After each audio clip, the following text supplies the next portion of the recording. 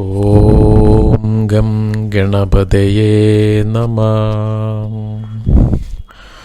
ഓം ശ്രീ സുബ്രഹ്മണ്യായ നമഃ. ഓം ശ്രീ സൂര്യാദി സർവഗ്രഹേഭ്യോ നമഃ. എല്ലാ നല്ലവരായ ശ്രോതാക്കൾക്കും ഈ തത്വമസി ചാനലിലേക്ക് സ്വാഗതം. ഇന്ന് നമുക്ക് കർക്കിടക കൂറുകാർക്ക് ഈ മാർച്ച് മാസത്തിൽ എന്തൊക്കെയാണ് ഗുണദോഷ ഫലങ്ങൾ ലഭിക്കുക എന്ന് നോക്കാം. ഈ കർക്കിടക കൂറ് എന്ന് വെച്ചാൽ പുണർദം, കാല്, പൂയം, ആയില്യം ഈ 3 നക്ഷത്രങ്ങളാണ് കർക്കിടക കൂറിലുള്ളത്. ഇവർക്കിപ്പോൾ സൂര്യൻ അനുകൂലൻ അല്ല. മാസം മുഴുവനും ദോഷപ്രദനായിട്ടാണ് സഞ്ചരിക്കുന്നത്. നല്ല ക്ലേശങ്ങൾ, ശത്രു ക്ലേശം ഉണ്ടാകാം, പിന്നെ ഉഷ്ണസംബന്ധമായ രോഗങ്ങളൊക്കെ വരാം, അധികാരികൾ മൂലം നല്ല ക്ലേശങ്ങൾ ഉണ്ടാകാം, പത്നി കോപം ഉണ്ടാകാം, ബന്ധുവിരഹം ഉണ്ടാകാം, പലയിടത്തും പല സ്ഥലങ്ങളിലും ചില അപമാനങ്ങളൊക്കെ സഹിക്കേണ്ടി വരിക തുടങ്ങിയ നല്ല ക്ലേശങ്ങൾക്കൊക്കെ സാധ്യത കാണുന്നുണ്ട്. അപ്പോൾ ശിവക്ഷേത്രത്തിൽ ധാര, കൂവളമാല തുടങ്ങിയ വഴിപാടുകൾ നടത്തുക, ഓം നമഃശിവായ ജപിക്കുക. ഇങ്ങനെയൊക്കെ ആയാൽ ഈ ദോഷം മാറിക്കിട്ടും. പിന്നെ ശിവരാത്രി നാളിൽ കൂവളത്തിൻ്റെ ഇല മഹാദേവന് സമർപ്പിക്കുക, കൂവളമാല ചാർത്തുക. കർത്തവാവിൻ്റെ തലേ ദിവസം കൂവളമാല ചാർത്തുക, കൂവളത്തിൻ്റെ ഇല കൊണ്ട് അർച്ചന ചെയ്യിക്കുക. ഇതൊക്കെ ആയിക്കഴിഞ്ഞാൽ വളരെയേറെ ദോഷങ്ങൾ കുറയും. മുൻജന്മ പാപങ്ങൾ പോലും തീരുന്നതാണ് ഈ ശിവരാത്രിക്ക് കൂവളമാല ശിവന് ചാർത്തുന്നത്. പിന്നെ കുജൻ മാസം മുഴുവനും അനുകൂലനല്ലാതെയാണ് സഞ്ചരിക്കുന്നത്. വീട്ടുകാരുമായിട്ടൊക്കെ ചില അഭിപ്രായ വ്യത്യാസം ഉണ്ടാകാം, ധനനാശം, നേത്രരോഗം, ഉദരരോഗം, പിന്നെ പല സ്ഥാനഭ്രംശം ഒക്കെ ഉണ്ടാകാം. പലയിടത്തും പല കാര്യങ്ങൾക്ക് തടസ്സങ്ങൾ തുടങ്ങിയ ദോഷങ്ങൾക്കൊക്കെ സാധ്യത കാണുന്നു.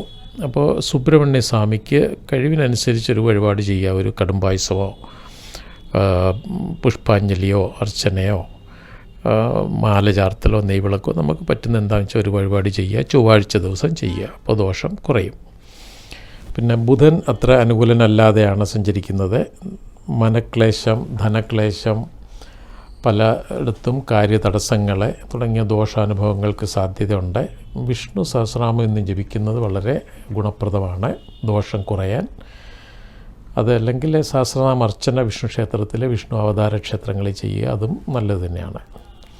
പിന്നെ വ്യാഴം ദോഷഭാവത്തിലാണ് സഞ്ചരിക്കുന്നത് എങ്കിലും വിപരീത വേദം ഭവിക്കൽ മൂലം വ്യാഴം വളരെയേറെ അനുകൂലനായിട്ടാണ് ഫലം തരുന്നത്.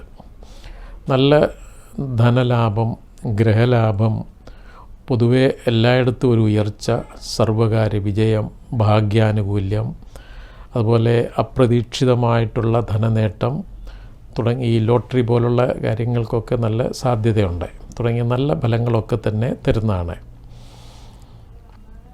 പിന്നെ വ്യാഴം നിൽക്കുന്നത് 10ലാണ്. അപ്പോൾ വീടോ വാഹനമൊക്കെ വാങ്ങുന്നതിന് ഒരു നല്ല സാധ്യതയുണ്ട്. 4ാം ഭാവത്തിലോട്ട് ദൃഷ്ടിയുണ്ട്. ഏപ്രിൽ 30-നുള്ളിലായിട്ട് ഭൂമി, വീട്, വാഹനം ഇതിലേതിലുമൊക്കെ ഒന്ന് വാങ്ങുന്നതിന് നല്ല സാധ്യത കാണുന്നു. പിന്നെ ശുക്രൻ അത്ര ദോഷപ്രദനല്ല, പക്ഷേ 7ാം തീയതി വരെ ദോഷപ്രദനാണ്. സ്ത്രീകൾ മൂലമായിട്ട് നല്ല ക്ലേശങ്ങൾക്ക്, നിത്യവൃത്തിയിൽ ക്ലേശങ്ങൾ തുടങ്ങിയ ദോഷാനുഭവങ്ങൾക്ക് സാധ്യതയുണ്ട്. അതിന് 7ാം തീയതി വരെയുള്ള സമയത്ത് ദേവീപ്രീതി വരുത്തേണ്ടത് അത്യാവശ്യമാണ്. പിന്നെ ശനി അഷ്ടമശനിയായി തുടരുന്നു. വളരെയേറെ ദോഷപ്രദമാണ് ഈ അഷ്ടമശനിയുടെ സമയം.